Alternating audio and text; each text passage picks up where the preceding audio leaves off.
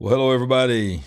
One more night getting on here, late night. So we're going to get right into some news tonight. First of all, let me just say, as I always do, thank you to everyone that smashes that like button. I see many of you already done that. If you hadn't already done that, go ahead and do that right now because nothing helps us better than that. We've seen the best growth of our channel this week, I think, of any week we've had, and that is 100% directly tied to you. We just went over 4,000 subscribers, and our view counts are way up, and that is all credited to you. So thank you, Big Picture family. So as you know, as you can see in the background, I am still in the hotel room at the conference for my book in Orlando, the National Speakers Association. And if you have not got a copy of our book yet, you can do that by simply going to larryragland.tv. When you get there, you'll see all of the things we have to offer. You have the opportunity to help us with our television ministry. Many of you have already done that. As you know, we have to raise $23,300 to cover 3 months worth of programming and airtime. Maybe if you want to mail a check to us or click the Give Now, we would greatly appreciate it. And of course, also you can pre-order our book here by going and clicking on the link there on our website. And when you do that, you can get free shipping by using the code GREATNESS at checkout. So we thank God for that. So we're going to get into some news items tonight that are breaking. And I know that's why you're here tonight. Well, the first one is there are rumors of war that are happening in Israel. And I want to just read this article, courtesy of our friend in Time Headlines, Ricky Scopero, that many of you know and love. That is a great friend of mine. He was just a guest on our show, and he's going to be a regular guest on our show once a month. We'll get a lot of our news from there. In mid-June, the Israeli Defense Forces completed a major 2-week war exercise dubbed Firm Hand, which simulated a multi-arena war starting with Hezbollah and Lebanon and spreading to other locations, including Iran. So I want you to notice that this is what Israel is preparing for. When Sandy and I were with Pastor Paul Begley and his team in Israel not too long ago, while we were there, our guide told us that already then he told us that the military was being prepared for an all multi-area war. First war they've had where they were basically since the 6-day war, where they know that they're going to be attacked by every enemy from every direction. So they were actually preparing for this while we were in Israel. And as you can see there, I want to highlight that again, this is what they're training for, starting with war with Hezbollah in Lebanon and then spreading to other locations, including Iran. Let us not forget that Iran has, many people believe, they have already achieved nuclear weapon capabilities. And they have pledged and they have declared that their ultimate goal is to completely wipe Israel off the map. Well, you and I know, because we read the back of the book, that that's not going to happen. But we also do know by reading the back of the book, they're going to do everything they can to try to do that. The Israeli Air Force played a key role in this exercise, reflecting its centrality as Israel's strategic arm. In May, the IAF sent for the first time F-16 aircraft to Cyprus as part of, quote, the Blue Sun exercise, which simulated war with Hezbollah in Lebanon. And as you know, right now, heightened tensions are in Israel right now. They are receiving missiles coming across the border on a constant basis. They have gone in and through drone attacks and other attacks and have wiped out this new terrorist organization that is rising up there in the Palestinian Authority by the young people. So they've got the Hezbollah. They've got, can't even think of the name of it right now. I think it's Lion's Head or something like that. That's a new terrorist organization that's being raised up that they just wiped out. Well, as a return, they're getting missiles flying over. They're constantly using the Iron Shield and all this kind of stuff. Well, at the same time, their military, and more specifically their Air Force, is preparing. They're getting their soldiers ready for a multi-war. Now, I'm going to come back in just a minute at the end of this broadcast. Stay at the end of this broadcast, and I'm going to tell you how what is happening in Israel and with their military is tying directly into what is happening in Russia and tying directly what is happening in China. It says, in any future full-scale regional war, the IAF will have to be able to both deal with those threats and tackle Iranian nuclear sites and missile bases thousands of kilometers from Israel all at the same time. You and I both know they are surrounded. They do not have any allies in the Middle East. Everybody around them is their enemy. And it says the pilots train in line with every potential arena. The arenas are prioritized in case-by-case manners. And then, of course, it goes on to do some more military talk. Well, at the same time that this is happening, where this is being publicly acknowledged, this morning, the breaking news was that Israeli Prime Minister Benjamin Netanyahu was rushed to the hospital for, I'm going to put it in air quotes, dehydration. Hours later, he said he's feeling very good. Now, there are reports.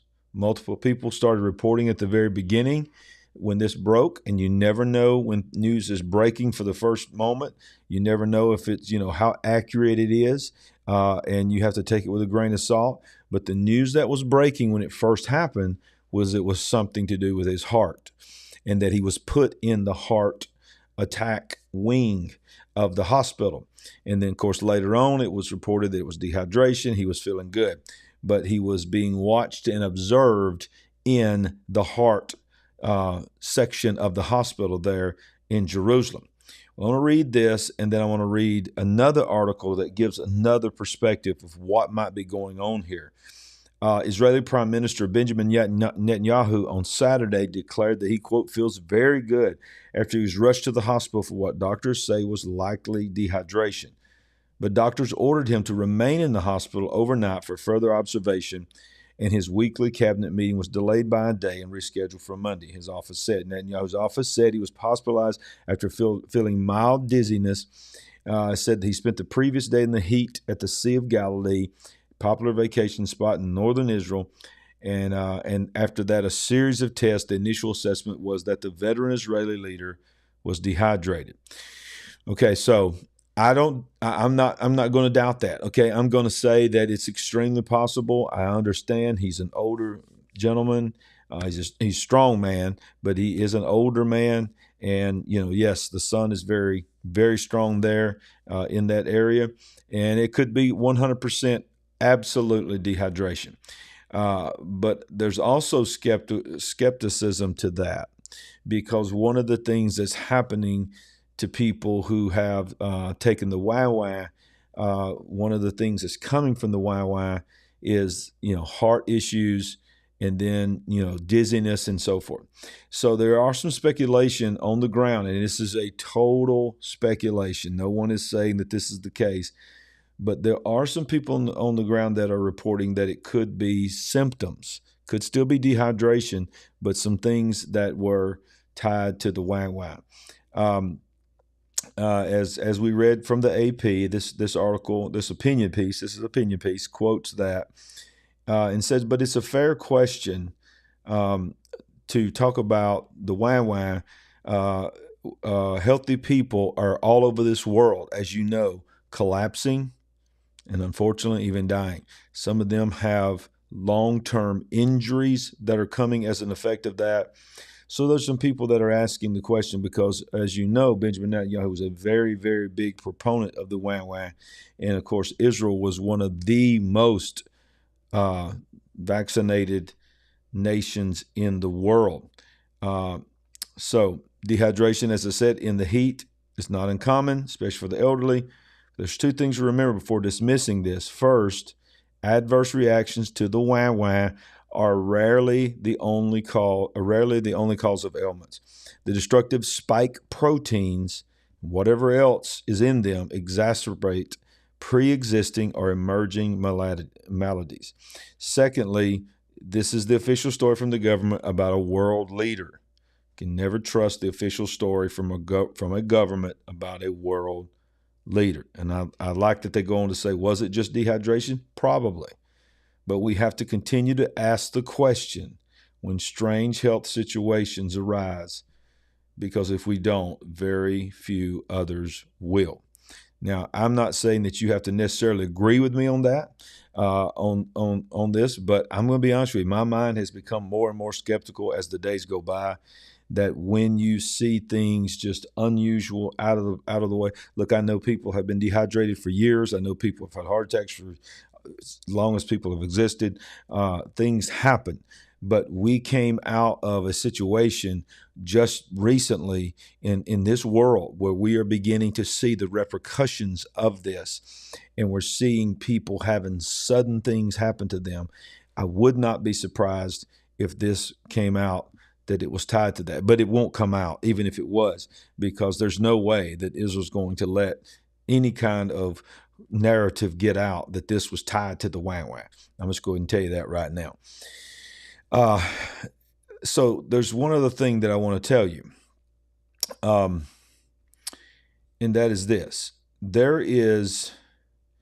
I want to tell you that I know that I have been talking to you on this channel in the last few days about war, a lot about war. There's the war in Ukraine. There is the things that are happening with Russia. I mean, how quickly things happen that we forget about. Do you know, it was just a couple of days ago that it was news that we are sending cluster bombs to help Ukraine just blanket. And, otherwise, not too long ago, we called them war crimes because Russia was using them. Well, now our president slipped up, whatever you want to call it, on national television and said, we're running out of ammunition. They're running out of ammunition. We're running out of ammunition. So we just told our enemies that we're running out of ammunition and that there are certain types of ammunition that Ukraine is completely out of.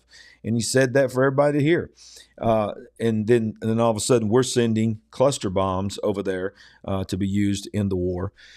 And then you see this happening in Israel that we're talking about, ramping up tensions in the Middle East, where you have Iran that is very actively involved in funding, not only funding, but providing weapons, drones. A lot of people don't realize that one of the, if not the number one drone manufacturing facility in the world is in Iran. And so we're seeing Iran creating these drones and sending them into the war for Russia against Ukraine.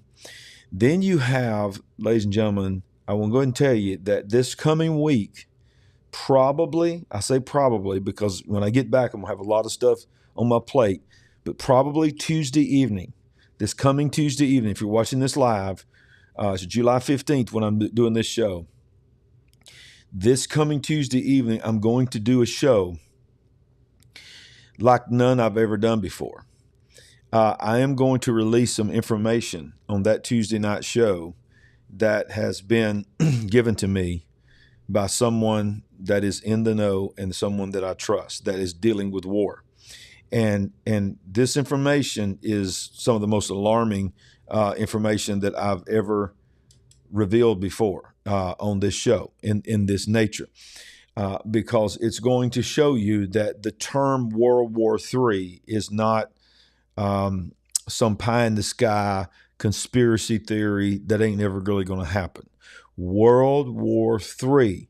I hate to use those terms because it number one, it scares some people, but then other people just sort of get turned off by it because it's just almost laughable to them that our world could ever go into a world war again.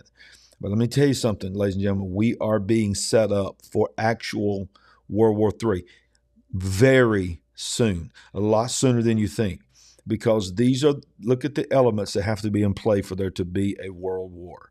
There has to be the superpowers involved in them. And right now, there's only really three superpowers in the world. And that is the United States, Russia, and China. China is just, I don't know how they're doing it. I don't know who they're paying off. I don't know what kind of pictures they got of presidents and prime ministers, if you know what I mean. But somehow they are staying out of the news. But they will not be out of the news on this channel Tuesday night, because I'm going to be talking specifically about some things about China that are shocking. And I want to tell you right now, listen closely to me. You have Russia that's already in a war with Ukraine. I wished I had the article in front of me, and I'm going to see if I do. Let me just fire this real quick, and I want to show you something about when it comes to our involvement in Ukraine. So it says that, as we did a show on just last night, I think it was last night or 2 nights ago, that President Biden just out of the blue authorized the activation of 3,000 United States Reserve troops to be sent to something they're already naming. When they start naming things, get ready. Operation Atlantic Resolve, in around the United States European Commands of Responsibility. Well, we know what that's about. That's starting to ramp moving military personnel to Europe to prepare for a war. But now I want to show you how involved the United States already is. Stay with me for just a few more minutes, and I'm going to tell you something at the end of this program that is powerful. And it's shocking, quite frankly. Each and every action the Biden administration, calls a regime on this one, has taken its response to the U.S.-Ukraine war has escalated the U.S. involvement in a war where there are no American national security interests. And I think most people would agree with that. We have sent tens of billions of dollars to Ukraine in humanitarian and financial aid, security assistance, weapons and equipment, and grants and loans. I want you to see this. $76.8 billion. $76.8 billion of your tax dollars have already gone to Ukraine. Are you hearing this? $3.9 billion for humanitarian. 26.4. This right here is what enrages me. $26.4 billion in financial aid.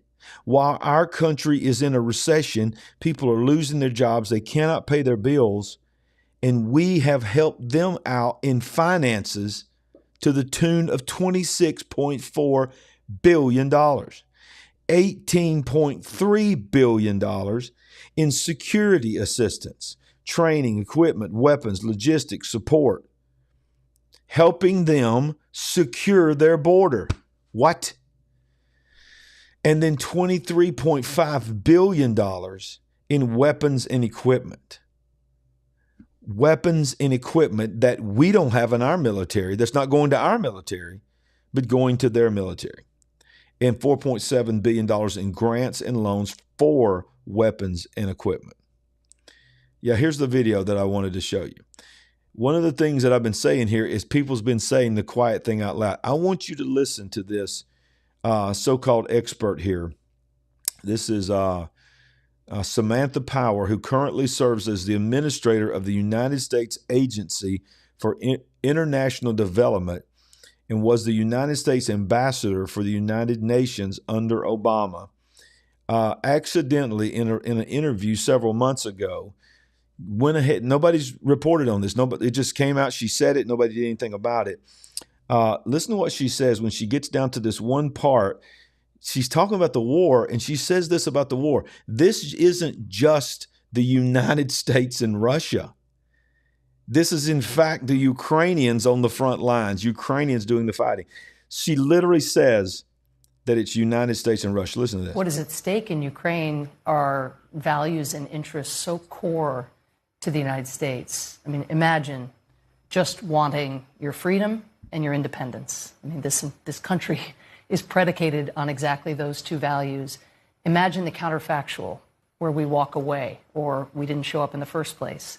And what that would mean when a dictator who has shut down civil society, shut down independent media, shut down dissenting voices in his own country, then can just turn his sights on a neighbor and with impunity take over that country. I mean, what would that mean for our allies in Europe? What would that mean for our own security over time? So I think, Americans understand bullies and the importance of standing up to Yeah, we understand bullies.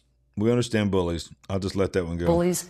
At the same time, again, we're very alert to the risks, given that Russia is a nuclear armed power, as you rightly say.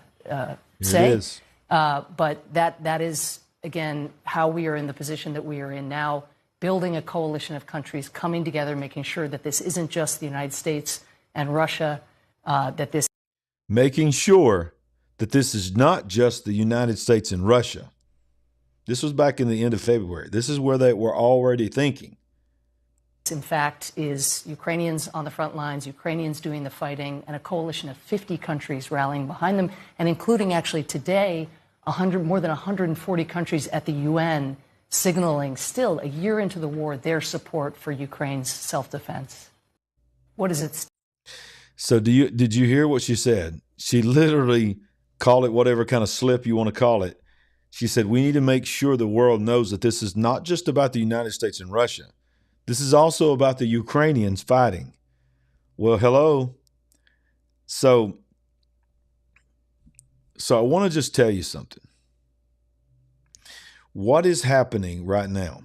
What is happening right now is this. We are being distracted left and right by cocaine in the White House. How silly is that? Okay. It probably ain't the first time cocaine's been in the White House. Who knows? But for there to be cocaine in the White House, it to go on for days and days and days and days. Who is it? Who is it? Is it Hunter? Who is it? Who is it? Is it Kamala? Who is it? We don't know who it is. Secret Service comes back and says there's no cameras, there's no fingerprints, there's no evidence, there's no logs. We don't know who it is. So guess what? We just invested all of the media for 2 weeks of time, and that was the front headline. Everybody's talking about it. Everybody's talking about it. Everybody's talking about it. And then all of a sudden it goes away. Well, in the meantime, 3,000 U.S. troops are being called up. In the meantime, billions of dollars are being sent to a war that's quite frankly almost already over because Russia's winning this war. I hate to say it. I'm not pro-Russian, but they are. And then China. China is moving things into place with the preparation that they're getting ready to take on the whole war and the whole world. And I'm going to go into detail on this in this show Tuesday evening. Now, it might get bumped back, but I'm 90% sure it will be Tuesday evening. So be watching for it. I'll put out the thumbnail to let you know when it's coming to time. And it's going to be a very, very interesting show when you hear the information that I've been given. But then you have Israel. And then you have all the Middle East. So let's think about it. You have Europe, which is Ukraine. You have Russia. You have China. You have the Atlantic Ocean. You have the Pacific Ocean. You have now the Middle East preparing for a multifaceted invasion and war. When you put all them together, and if they all ignite at the same time, that's how World War happens. One gets started. It ignites this. When this one does this one does that. It pulls this nation in, pulls this nation in. And let's not forget, the charter for NATO is if any NATO country is attacked, we're all attacked. So that's why Ukraine wants so badly to be expedited into NATO so that they can immediately trigger that where you guys have got to come fight this with us because we're NATO. So who knows what's going to happen? But I can tell you this. The Bible says, Jesus said in the last days there'll be wars. There'll be rumors of wars. But he told us not to fear, to look up, for our redemption draweth nigh. Now, that doesn't mean that we're not going to have to go through some things. Whether you're pre-tribulation rapture, mid-tribulation, I can tell you this right now, even if you're pre-tribulation rapture, you're going to have to go through some stuff. The system of the beast is here, and it comes out of war. Because remember what Jesus said, when they shall say peace and safety, sudden destruction shall come up upon them as comes upon a woman who is travailing in birth. World War III, the elements of it are closer now than they have ever existed in the history of the world since World War II. We are closer now to world war than we have ever been, by far, since World War II. And I'm telling you, you need to be watching the signs of the times. You need to make sure your heart is right with God. I appreciate everybody watching this. I appreciate everybody smashing the like button. There's nothing that helps us more. We say that all the time. If you're watching us on Rumble tonight, make sure you hit that like button, comment as well. If you don't follow us on Rumble, then go to, I don't know if I have it in front right here or not, but you can go to rumble.com/Larry Ragland. Just search for my name, rumble.com/Larry Ragland.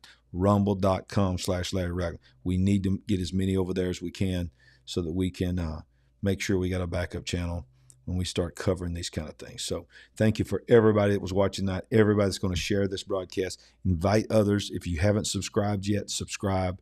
We love you. We thank you. We're going to keep you up to date. I'll do another show tomorrow evening. Oh, by the way, can I tell you something real quick? I always forget something at the end. I need you guys to really be praying for me because tomorrow morning, this is on Saturday evening right now, but tomorrow morning at 7 a.m. Eastern Time, 6 a.m. Central Time, I will be training 600 pastors for Pastor John Javed in the nation of Pakistan. I'll be getting up early in the morning, putting a dress shirt on, and there'll be 600 pastors gathered together. I've done this before for him. It is very powerful. This is a legitimate, powerful man of God. You can see the crusades that he does there. This is in Pakistan, the second largest Muslim nation in the world, where Osama bin Laden was. Look at all these people raising their hands to get saved. These are his crusades that he does. And he's just this true soul winner. Look at that. It's incredible. He has a church that seats, that runs about 10,000 people in his church. And is when he was in America. I'm going to show you something real quick before I let you go. This is them. He's an amazing man of God. I've talked to him several times. This is his lovely wife, first lady of their church. This is them celebrating their anniversary. This is one of their church services. Look, he says, "I'm dancing in the spirit." Yahoo! This is a reminder. Now, this is the building. I believe this is the building that I'll be training the pastors in via video tomorrow morning. So pray for me as we pour into these precious men of God that are serving the Lord in the second largest Muslim nation in the world and a very anti-Christian nation. So I need your prayers. It's going to be incredible. I love you guys. And find you a church to be in. If you're Solid Rock, you better be in church tomorrow because my bishop is going to be in the house, southbound singing. My bishop, Clint Brown, will be preaching. But if you don't have a home church and you're still looking for that fire, go to search for Solid Rock Church. Just go to youtube.com/Solid Rock Church and watch our church. We would love to have you. God bless you. We want to remind you all the time. We always say, we ain't woke, but we're certainly awake. If you started this late, go back and watch it because got a lot of good information on here. Good night. Love y'all.